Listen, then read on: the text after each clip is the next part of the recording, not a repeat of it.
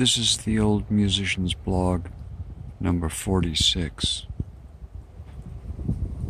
It's windy today, and I've been looking around to get a spot that's out of the wind outside, because I feel like being outside. And I'm sitting in a spot that probably, well, certainly, almost definitely, no one probably has sat before on this land, except for me, perhaps. Down behind the chicken shack there, and the garden, there's this stand of little black oak trees with a lot of manzanita bushes that have grown up, and they kind of take over the environment and make a nice leafy bed for themselves. And so I'm sitting back here leaning against this oak tree and just talking for a minute about whatever might come into my mind, having to do with anything: the wind, the bells, the rustling of the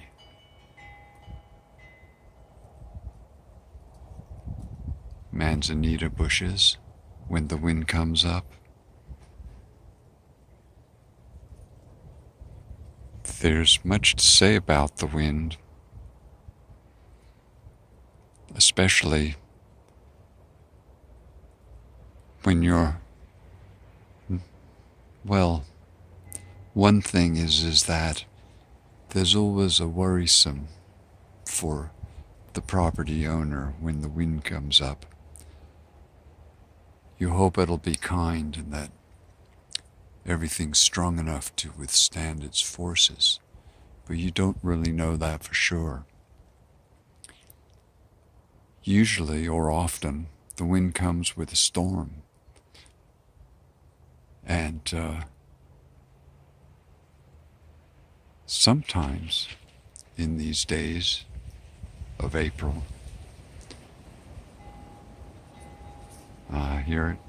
there's a sustained wind that can sometimes go for a couple of days, and it can be quite strong at times. Not one of my most favorite things, usually, because it moves things around when you're unaware.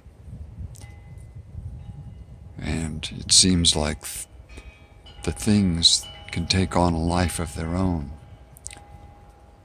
like the swirling of leaves or paper in the dust when there's a spiral wind that comes up and captures them for the moment.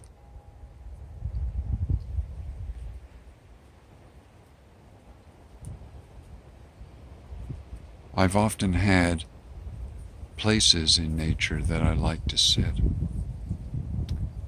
I think that it came maybe from being at Summerhill in England, where we spent a lot of time in the woods, and there was some very kind of friendly kind of outdoor spaces and unusual trees that were good for climbing, had limbs that were strong, and it fostered a bit of daring do amongst our little population. And I like to be with them on an expedition, if not one of the ones who would gladly take chances, never having been one of those. I like tolerable experience for the most part. And the steady beating of the heart of age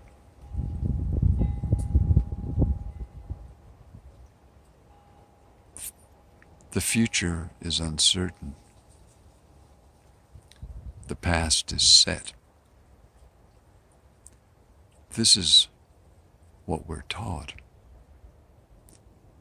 And it sounds very logical, at least. And the senses that we develop in order to predict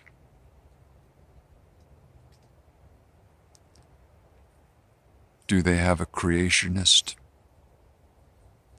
a creationary, a creative force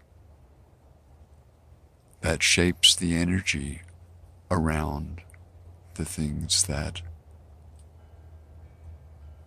form and foster themselves, nurture themselves into existence?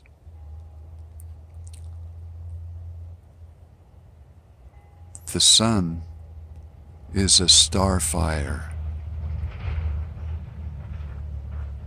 and radiates its elements, causing a chain reaction of life force throughout these biological spheres.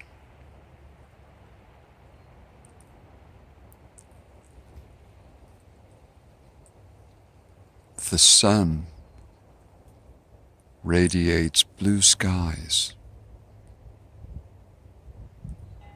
The lacy leaves of spring.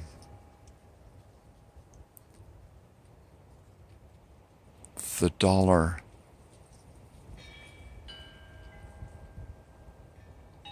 circles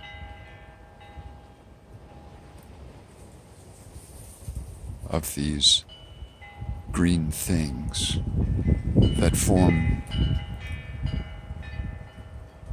the glad,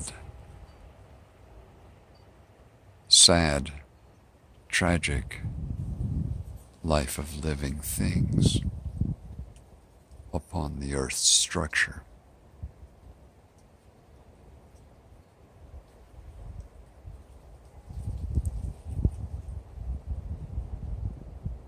We predict